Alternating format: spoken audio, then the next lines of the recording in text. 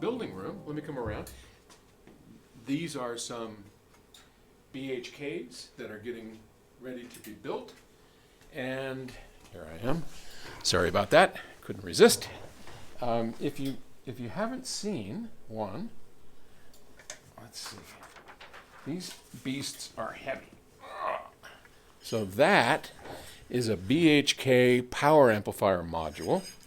These machine clamps along here. See how these are special machine clamps, and they run along each side. And these are pressing on the MOSFETs, holding them tight against the heatsink. And then there's what's called a sill pad.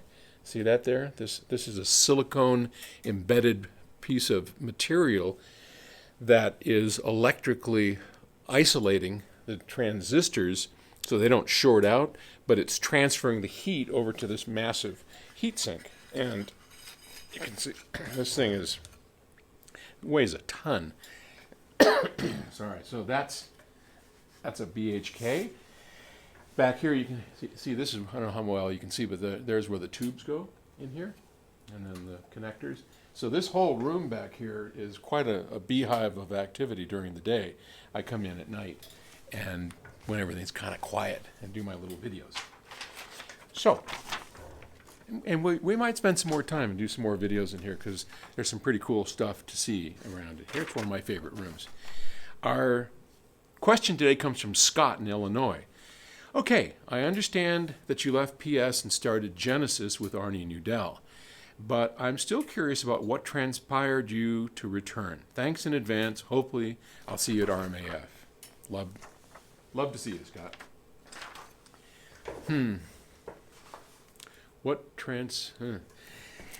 Well, first off, let's go back to look and see why I left PS Audio in the first place. I had started it with my partner Stan in 1973 or 4, and we spent many years struggling getting the thing going. Just two wild-eyed entrepreneurs who were committed to wanting to set the world on fire with hi-fi equipment, and we did. We did a lot of good stuff. And over time, Stan and I drifted apart. Stan wanted to go off and start his own thing at Superfon. I kept PS Audio, and over the years built the company up to where we were doing a few $1 million. And I think we got to as high as like $3 or $4 million, and it was still a struggle financially. It was a huge struggle, a huge burden. I can't tell you the number of nights that I lost sleep worrying about how to make payroll. We did payroll every 2 weeks, and we had 30-something people, 25, 30 people working for us who depended on us for their livings. And it weighed heavily on Terry and me, and it was a tough period. And the truth is, I'm what I have discovered, much to my own horrors, but dismay, is that I'm not that good at everything. As a young fool, I figured, hey, if I put my mind to it, I can do it better than anybody at any particular thing. And I really did believe that, and I was totally full of myself because I figured I could how hard could business be? If I can engineer a preamp or a DAC, that seems technical and hard, right? So how hard could business be? Well, business takes an acumen and a discipline that I frankly did not and do not possess. I understand it, I get it, but it is by no means my forte. If you want to hire me to come up with great products and great ideas, marketing, communicating with people, I'm pretty good at it. And over all these years, I figured out that's what I'm actually really good at, coming up with great ideas. I love inventing things. I love having a problem given to me and come up with a solution. But once I do that, I lose interest in it really quick. If it's not a challenge, if it's not something that gets me out of bed in the morning to figure out, no one's figured this out. The first thing I hear, someone says, hey, we can't figure this out. Blink! A light goes off in my head and go, involve me because I'll figure it out for you. And I do. And then I lose interest. And I want to move on to the next problem, the next challenge, the next invention. Sorry, and that's what motivates me. That's what gets me going. So that's good and bad. It's good because we need people like me that can invent and create and solve problems.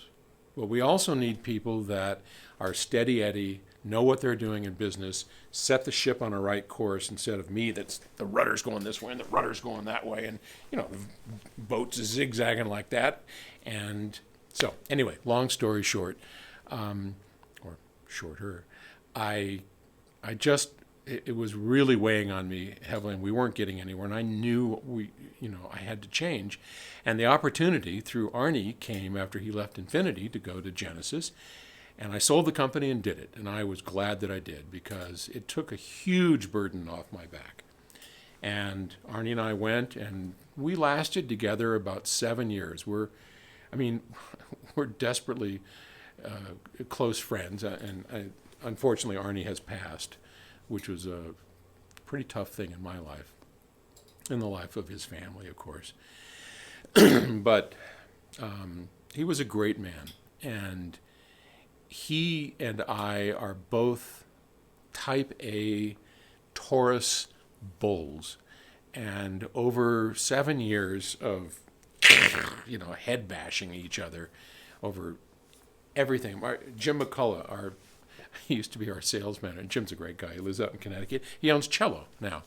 And he was sitting in the back seat, and Arnie and I were arguing over something, and he just put his eyes up and he goes, "You say the sky is blue, you say the sky is pink." It's like, you guys can't agree on anything.